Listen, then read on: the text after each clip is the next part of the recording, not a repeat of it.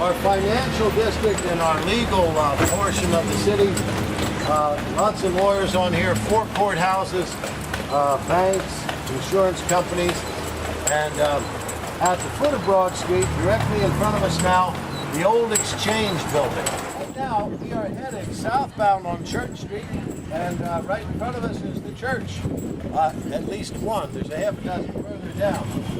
This church is called St. Philip's Episcopal Church, formerly Church of England, prior to the American Revolution. And as someone mentioned earlier, Larry is very vocal. But what I was going to tell you is that the building is not terribly old because the previous building burned down. This one wasn't built until 1838. But the congregation was established in 1680, just 10 years after the city was founded. Step G. And as you might have noticed coming down the street, or maybe you'll see now as we go around the corner, Step G, you'll notice that steeple leans just a little bit. Now, it used to lean a lot, but it leans a little bit as a result of a number of different things. And I'm going to just highlight a few of them for you. The Lutheran Church. Now, it started out in 1747 as a German Lutheran church, and apparently their prayers were answered because by 1818 they were able to build this beautiful building. And the ironwork that you see along the side and in the front of it was done by a German blacksmith named Rowe. But the pastor of this church in the 1800s was a Reverend Bachman, good German. And Reverend Bachman apparently had a very lovely daughter. She caught the eye of a fellow named John Audubon. Audubon spent a lot of time here in the Low Country painting pictures of birds and animals while trying to win the hand of Miss Bachman, which he did, and he married her. The next church on your left-hand side is the oldest Unitarian church in the South. It was established in 1772. When the British occupied the city of Charleston during the Revolutionary War, they not only wanted to control the people here, they wanted to humiliate the people.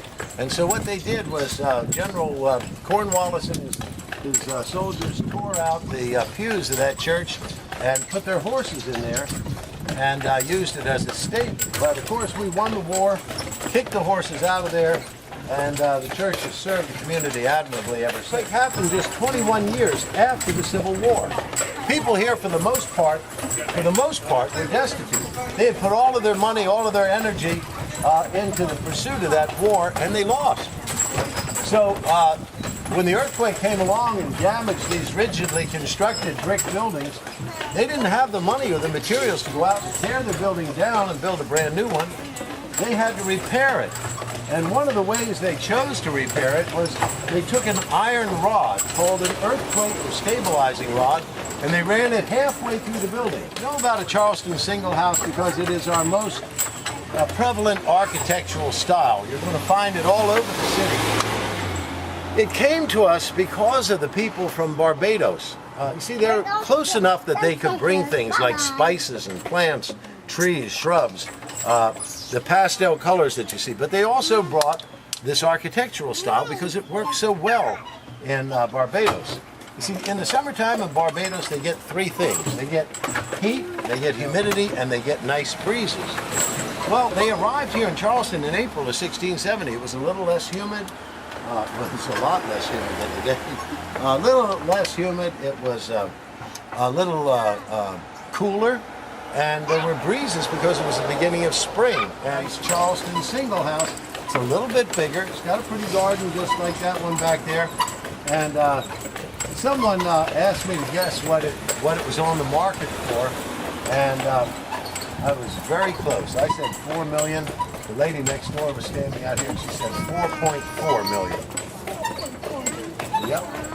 Well, the reason they get that price down here is because of the fact that we're in the high rent district, and it's right up here on the right-hand side is a very lovely little park called the Battery.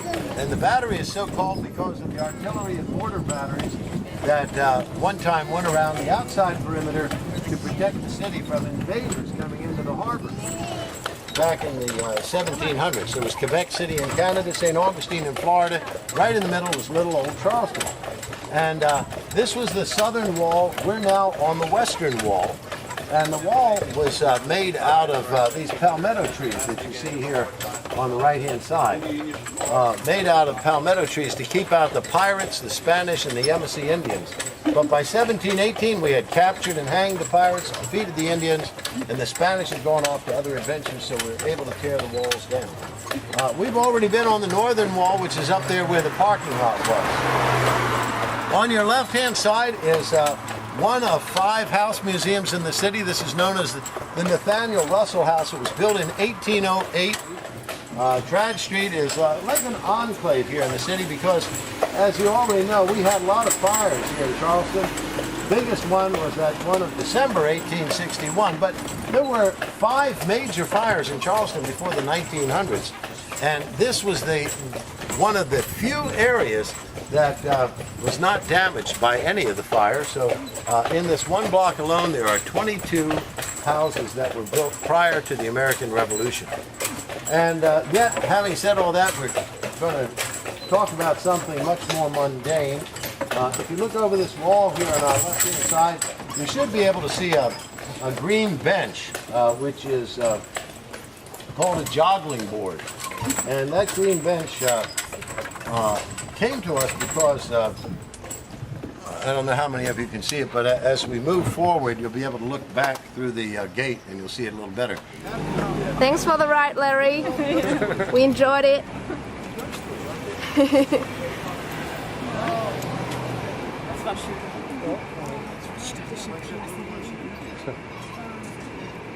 Bye, Larry.